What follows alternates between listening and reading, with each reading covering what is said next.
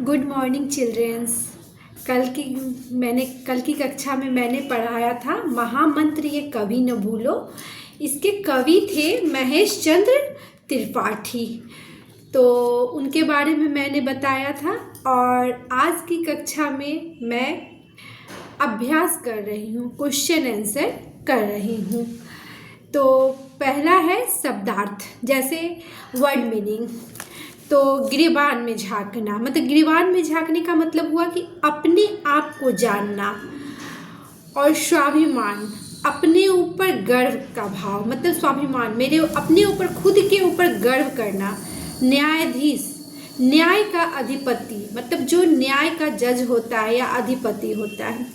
प्रगति पथ, उन्नति का रास्ता, अपनी प्रगति का रास्ता, उन्नति का रास्ता। महामंत्र, मतलब महामंत्र का मतलब हुआ कि सबसे बड़ा मंत्र। शोषण, मूल अधिकारों से वंचित रखना। किसी का हम अगर शोषण करते हैं, उसके अधिकारों को से हम उसको मतलब क्या करते हैं, वंचित करते हैं, शोषण करते हैं। संकट, मुसीबत। पौरुष, पुरुषत्व या साहस। ठानो, निश्चय करो। कद्र, सम्मान करना, परवाह करना। और प्रयत्न, कोशिश, प्रयास, श्रम, मेहनत। निज, अपना। फिक्र, चिंता करना, ज्ञान, जानकारी। अब हम क्वेश्चन आंसर करेंगे। तो मौखिक, निम्नलिखित प्रश्नों के उत्तर दीजिए। हमें अपने गिरबान में क्या झांकना चाहिए? तो हमें अपने गिरबान में क्या झांकना चाहिए? तो अपनी कमियों को पहचानना चाहिए और उसे दूर करना चाहिए। हमें क्या पहचानना चाहिए, सेकंड क्वेश्चन है। तो हमें अपने अंदर पौरुष, साहस को पहचानना चाहिए, ताकि बिना इसे मतलब कठिनाइयों का सामना कर सके। कोई भी कठिनाई आने से पहले उसका हम सामना कर सके। थर्ड, किसकी फिक्र नहीं करनी चाहिए? तो संकट आए तो अपने जान की फिक्र नहीं करनी चाहिए और अपने गुणों की सहायता से संकट से बाहर निकलने का प्रयास करना चाहिए। फोर्थ, कदम बढ़ाओ प्रगति पथ पर, कविता की इस पंक्ति का अर्थ बताइए। तो कदम बढ़ाओ प्रगति पथ पर, कविता की इस पंक्ति का अर्थ है कि प्रगति के राह पे चलना चाहिए ताकि हमें जीवन में सफलता प्राप्त कर सके।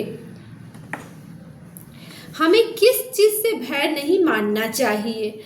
तो हमें किस चीज से भय? तो हमें कभी भी कठिनाइयों से भय नहीं करना चाहिए, बल्कि अपने पौरुष को पहचान कर, अपने साहस को पहचान कर कठिनाइयों से निकलना चाहिए। अब है लघुत्तरीय प्रश्न। तो कविता का महामंत्र क्या है? तो कविता का हमें हमेशा अपनी ईमानदारी, बुद्धिमानी एवं साहस को कभी नहीं खोना चाहिए। शोषण नहीं सहना चाहिए। दूसरों की कमियों को ढूंढने के बजाय अपनी कमियों को पहचान कर उसे दूर करना चाहिए। यही हमारा महामंत्र है। सेकंड, कविता के माध्यम से कवि क्या नहीं करने को कह रहा है? मतलब कविता का जो माध्यम है, जो कविता का मतलब कविता में जो बताया गया है कि कवि क्या कहने को कह रहे हैं कि ये चीज़ हमें नहीं करना चाहिए। तो कवि हमें दूसरों की गलतियों को नहीं देखने के लिए कह रहे हैं और अपने गुणों के बारे में प्रचार प्रसार स्वयं नहीं करने को कह रहे हैं। मतलब इसका मतलब हुआ कि कवि जो कहना चाहते हैं कि दूसरे की गलती को नहीं देखना चाहिए, पहले खुद की गलती को ढूंढना चाहिए और अपने गुणों का, जो हम में मतलब क्या क्वालिटी है, गुण है, उसके बारे में खुद प्रचार प्रसार स्वयं नहीं करना चाहिए। अपनी ईमानदारी को नहीं बेचना के लिए कह रहे हैं, ताकि और शोषण भी नहीं सहना। अगर कोई हमारे साथ गलत कर रहा है, हमारे मूल अधिकारों का शोषण कर रहा है या हमारा शोषण कर रहा है, तो उसे हमें नहीं सहना चाहिए, क्योंकि ये गलत है। और थर्ड क्वेश्चन है, कविता क्या क्या करने का संदेश देती है? तो कविता हमें अपने गलतियों, अपने आप को पहचानने और अपने गुणों का ढोल न पीटने का, शोषण नहीं सहना चाहिए का सीख देती है। उसके बाद है दीर्घ उत्तरीय प्रश्न। तो न्यायाधीश तो न्याय करता, हमें अपने न्यायाधीश कैसे हो सकते हैं, बताइए। तो न्यायाधीश तो न्याय करता है, हमें अपने न्यायाधीश को इस तरह से पहचानना चाहिए। यदि हम प्रतिदिन सच्चाई, ईमानदारी एवं साहस के कसौटी पर अपने आप को तौलते हुए कार्य करते हैं, तब हम कभी भी गलत काम कर नहीं सकते। सही गलत का फैसला हम खुद ही कर सकते हैं। इस प्रकार हम अपने न्यायाधीश अपने आप खुद बन सकते हैं। जब हम अपनी कमियों को पहचानते हैं तो हम अपने लिए खुद जज बन सकते हैं। यही कवि कहना चाहते हैं।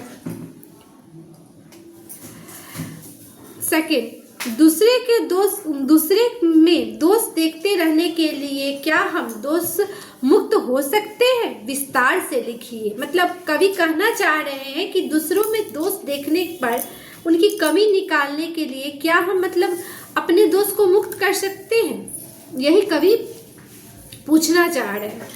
तो दूसरों में हमेशा दोष देखने से हमें कभी भी दोष युक्त नहीं हो सकते हैं, दोष मुक्त नहीं हो सकते। यदि हम हमेशा दूसरे के दोष देखते हैं तो हम अपने अंदर के दोषों को, अपनी कमियों को नहीं पहचानेंगे और उनको दूर नहीं कर पाएंगे।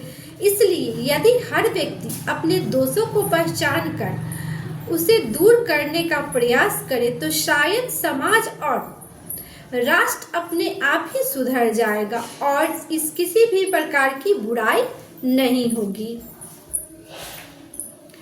थर्ड क्वेश्चन है, कवि ने इस पाठ में किस महामंत्र की बात की है और इसका पालन करना अनिवार्य क्यों है?